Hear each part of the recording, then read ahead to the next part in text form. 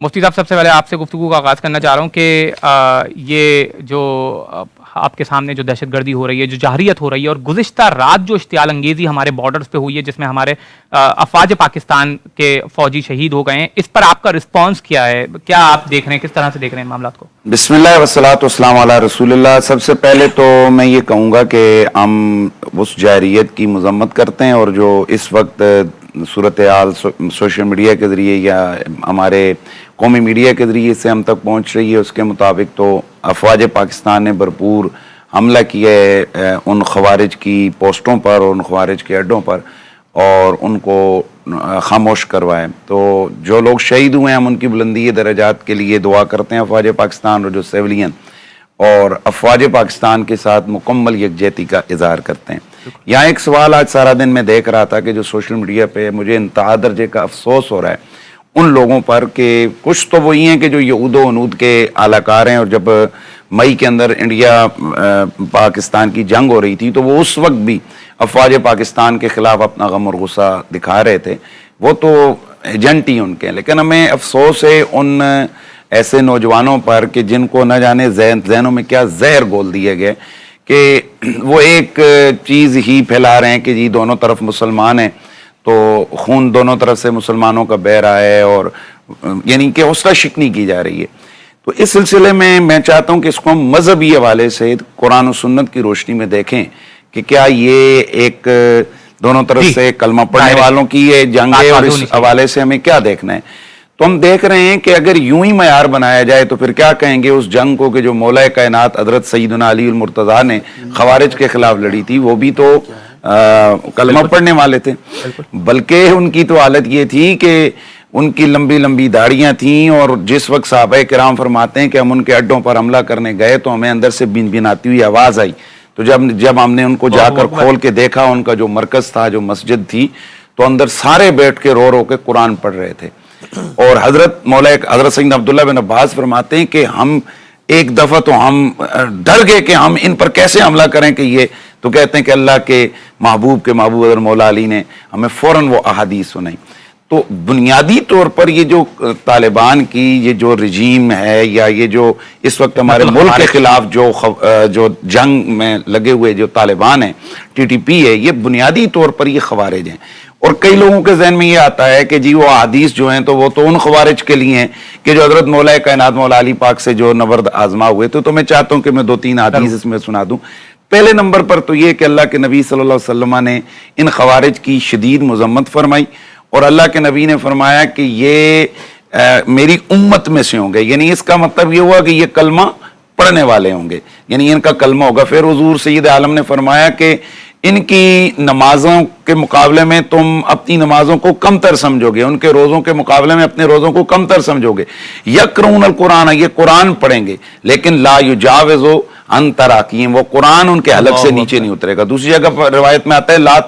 تجاوز صلاتهم عن تراقیم، ان کی نمازیں ان کے حلق سے نیچے نہیں اتریں گی۔ پھر اللہ کے نبی نے ایک اور حدیث ہے جس میں اللہ کے نبی نے فرمایا کہ یہ تحت السماء اللہ کی مخلوق کے سب سے بدترین لوگ ہوں گے۔ یا رسول ہم کیا کریں؟ فرمایا اذا لقیتم فاقتلوہم، جب تم ان سے ملو یعنی تمہاری ان سے جنگ ہو تو ان کو قتل کرو۔ پھر اللہ کے نبی نے ایک اور حدیث ہے جس میں اللہ کے نبی صلی اللہ علیہ وسلم نے فرمایا کہ یہ لوگ نکلیں گے اور یہ کریں گے کیا؟ یہ اسی طرح نشانیاں بیان کی، تھوڑی سی مزید نشانیاں فرمایا کہ ان کی عمریں جو ہے نا اتنی پکی نہیں ہوں گی، یہ عقل کے کچے ہوں گے۔ اور اس کے بعد اللہ کے نبی صلی اللہ علیہ وسلم نے فرمایا کہ یہ جیسے ہی نکلیں گے کوتے ہوئے ان کو کاٹ ڈالا جائے گا۔ احمد بن حنبل کی روایت ہے کہ اللہ کے نبی نے 10 مرتبہ فرمایا کہ یہ نکلیں گے انہیں کاٹ ڈالا جائے گا، یہ نکلیں گے انہیں کاٹ ڈالا جائے گا۔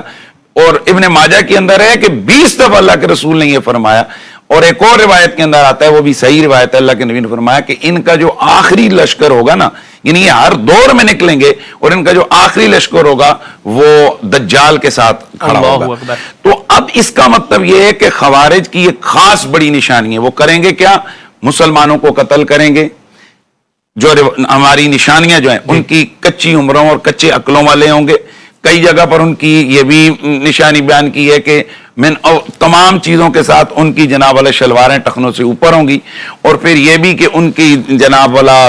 کھوکھے نکلے ہوئے ہوں گے، لمبی گھنی داڑیاں ہوں گی، اور ایک جگہ پر تحلیق کے الفاظ بھی اللہ کے رسول نے ارشاد فرمائے۔ تو اب اللہ کے نبی صلی اللہ علیہ وسلم نے فرمایا کہ